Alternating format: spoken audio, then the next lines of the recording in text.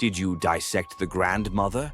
Roman Vasilievich, the head of the morgue, asked me. I did, I answered. She had a liver, didn't she? Well, she did, I said uncertainly. And kidneys? She had kidneys too. Heart, lungs? Yes, she had a heart and lungs. And the pancreas? I shrugged my shoulders and barely audibly squeezed out, I don't know. So, wait, Roman Vasilievich began again. He was tall, gray-haired, in a white hospital gown.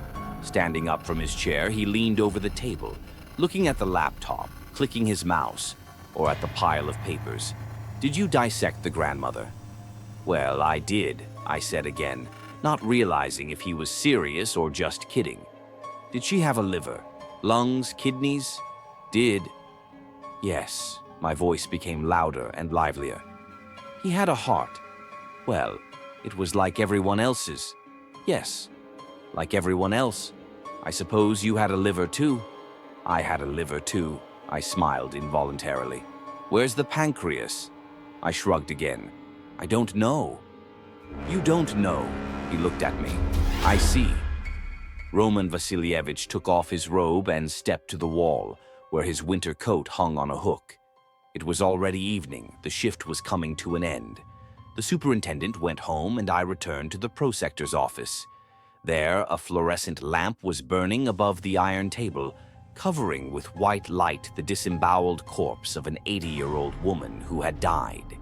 In the shadows, on a chair in the corner, sat my partner Grisha, a stunted man with a bald spot, who in his 27 remained a virgin. In his hands, he held a plastic cup and a half with diluted medical alcohol. He poured some of it into a glass and offered it to me. I didn't refuse and, having drunk it, grimaced. It was 60 degrees. It was just the two of us in the morgue. After one more drink, we chatted for a while, discussing where that grandmother's pancreas had gone. As it turned out later, because of old age, the gland had fused with the stomach. But because of our inexperience, we didn't know at that time that such a thing could happen. Before going home, Grisha helped me to take the body of my grandmother to the refrigerator, after which he drank one more drink and went home. I stayed on duty. Going into the office, I lay down on the couch, covering myself with my jacket. With my eyes closed, I thought about what to do next. Work in the morgue. I'm already bored, and the fate of gradually drinking Grisha did not entice at all. I wanted to get out of here. But it was not so simple. Held me here debt, a debt of 300,000 for training in residency. According to the contract, I had to work 3 years or pay the money back. I'll sell the car, I thought, and find a better job. Looking ahead, I'll say that's what happened. And that night, when I was about to fall asleep, some sounds were heard from the corridor, as if there was someone else in the morgue besides me. It alarmed me. I pulled myself up on the couch and listened. A muffled creaking sound came from outside. It was clear to me that a heavy iron door was opening, and I could guess which one it was, the door to the refrigerator. The creak of that door I could not mistake for anything else. I had to be brave enough to proceed. Rising from the couch, I strode confidently across the office, opened the wooden door, and stepped out into the hallway. To my left was a keyed exit to the street. To the right, the corridor stretched for a dozen meters in the middle of 2 doors, one to the prosector's room, the other to the toilet. Then the corridor, becoming T-shaped, branched off into 2 passages leading to the refrigerators. There was semi-darkness. Next to the doors to the toilet and the prosector's room, a light bulb burned dimly, illuminating empty gurneys and a human figure standing in full height. And then I was wildly frightened. The figure was ugly, with crooked, skinny legs that held up a baggy, aged torso. When the figure stepped forward, I saw a gaping hole in it from neck to waist. It was none other than the same old woman. Waddling and staggering, she moved toward me. I ducked back into the office, closed the door with a jerk, and turned the lock spinner. A series of quick, running footsteps sounded outside. Then the door banged violently. Once, then again. Blood rushed frantically to his brain, his consciousness blurred. The wooden door shook with the blows. Then it was quiet for a moment, but then there was a scraping sound. Someone was wielding their fingernails on the wooden surface. I heard a ghastly, creaky old man's voice. "Let me in." I pushed on the door with more force. I don't remember what happened next. My consciousness must have lost touch with reality because of a strong emotional overstrain. I woke up lying on the couch. It was light outside the window. Snow was circling, and the doorbell was ringing frantically. Getting to my feet, I walked out into the hallway and opened the front door. I was showered with a stream of frosty winter air. On the threshold stood Grisha. "Why so long not open?" he asked. "Ah," I said sleepily and squeezed out the first thing that came into my head. "Yeah, alcohol, it seems. A little too much alcohol." What had happened the night before began to seem like a dream to me, at least. That's how I perceived it at the time. However, the feeling of excessive realism of that night obsession did not leave me, filling me with deep, mystical fear. Grisha came in and went to the office to change. I took off my robe, put on a jacket, gave my partner the keys, and went home, saying that I would sleep all day and it would be better if he did not bother me with calls for nothing. He nodded understandingly. I walked out of the morgue and headed for the bus stop in the freezing cold, the wind whipping through my jeans and underpants. The morning sun was blinding my eyes. A dream. It was a dream. My head was spinning, while thoughts of the past nightmare were still lingering in my mind. When I got home, I passed out without showering and only managed to undress. I went to the bathroom when I woke up in the evening. It was 6:30 on the clock, and it was early winter darkness outside the windows. I was alone at home. My mother was with a friend, and my father was on business in Novokuypishevsk, and so I was standing under a stream of pleasant warm water, washing off a thick mass of shampoo from my hair.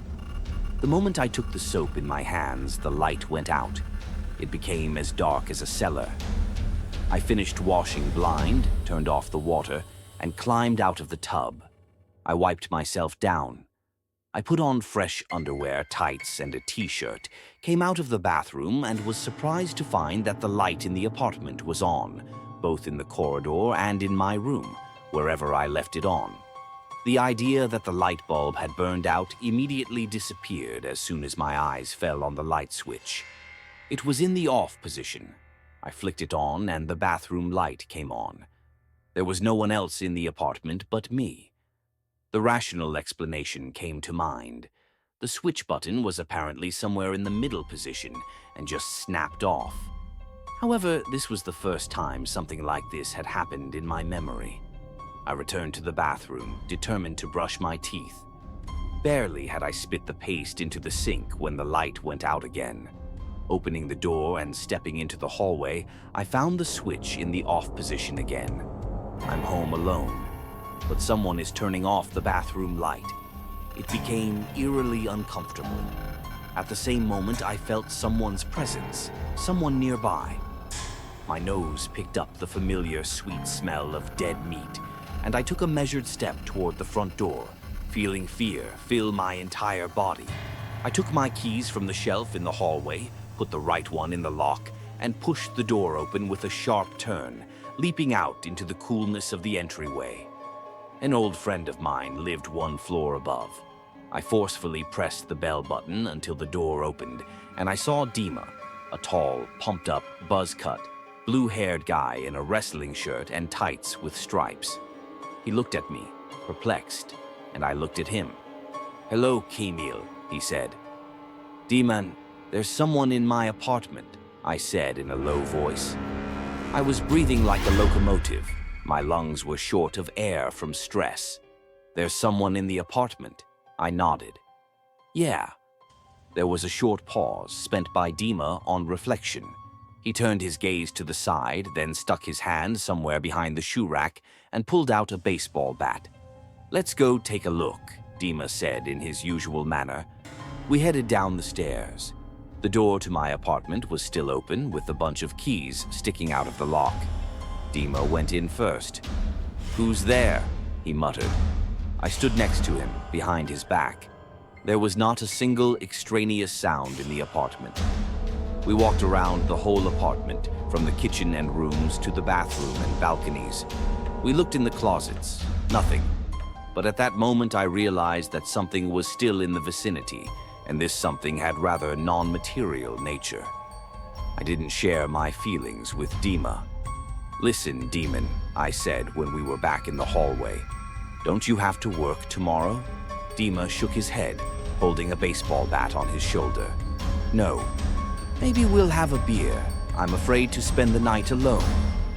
"Well, we could do that." "Why not? I'll just warn my people." We went out to the stairwell. I took the keys out of the lock, and Dima went up the stairs. While he was walking to and from his apartment, I was afraid to go in. Only when he came back with shoes on, a hat and jacket, I went in with him to get clothes and money. We went to the supermarket near the house for beer and fish. When we came back, we settled down in the hall on a leather sofa in front of a wide TV screen. Comedy Club was on. When we uncorked the third bottle, Dima asked, "What did you have here? Why are you so pissed off?" I told him about what had happened in the morgue and how the light went out in the bathroom. I waited for a reaction, but there was none.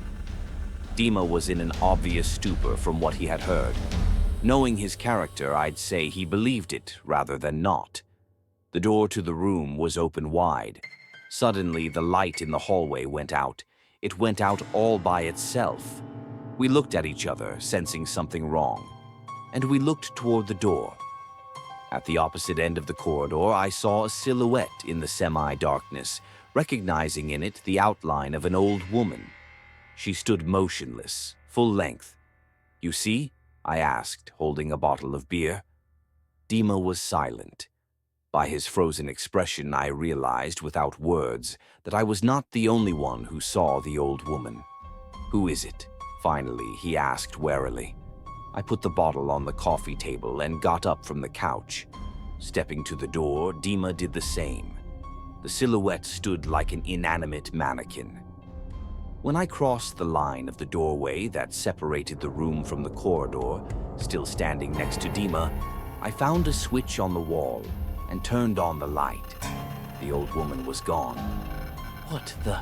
Dima whispered. In front of us was a brightly lit quiet space of the corridor with a hallway, but the presence of someone or something was in the air. "Someone was here," Dima said with a gasp. I confirmed, "Yes, someone was here." And the light went out again, and I heard the switch flick itself, with a distinctive, recognizable sound. The old woman reappeared, not in the darkness of the far end of the corridor, but in a more lighted place, a few steps away from us. I could clearly see her dead stare and the gaping hole in her body. "I'm shocked," Dima exclaimed and recoiled. We ducked into the room, locked ourselves in, and pounded on the door. From the other side started knocking. "Let me in, Milky, let Grandma in," sounded the gravely creaky voice penetrating to the bones. A knock, a second, a third, not strong enough to resist our onslaught on the door. And the blows were followed by a scraping sound from somewhere below, followed by a long, pitiful meow. "Is that your cat?" Dima asked, breathing heavily. "What cat? He died a long time ago." We kept pushing on the door. Everything went quiet. Another 20 minutes passed, maybe half an hour. We got quiet and tired. We sank to the floor with our backs against the door. After a little more time, we grabbed a beer from the table and sat down again with our backs against the door. We waited until morning. With a clank of the lock, the front door opened. My father was back. Only then did we leave the room. "Were you out for a walk?" Father asked, looking into the room. "Yeah," we nodded. Father drank tea and went to bed. Dima and I took a beer and went to my room. We sat in silence, unable to find words. Then, at about 8 in the morning, called Grisha. "Listen, Camille," he said. "We have here there was a crash." "What kind of accident?" "The body is missing." "The body? What body?" I got suspicious. "The old lady, the one we dissected the day before yesterday. The investigator's here. We have to testify. The interrogation is here." "I'll be right there." "Yeah." "Okay." I hung up the phone and looked meaningfully at Dima. When I arrived at the morgue, the old woman had already been found. Grisha swore and swore that Say did not drink today, and when he came on shift, the corpse of the old woman was not there. Roman Vasilievich, our superintendent, laughed at him. The investigator laughed too. In general, the atmosphere was cheerful. By lunchtime, the relatives of the old woman arrived and took away the unfortunate corpse. She never showed up again. I quit the morgue the next day. I sold my car, paid for my residency, and from that day on, I never went near a corpse.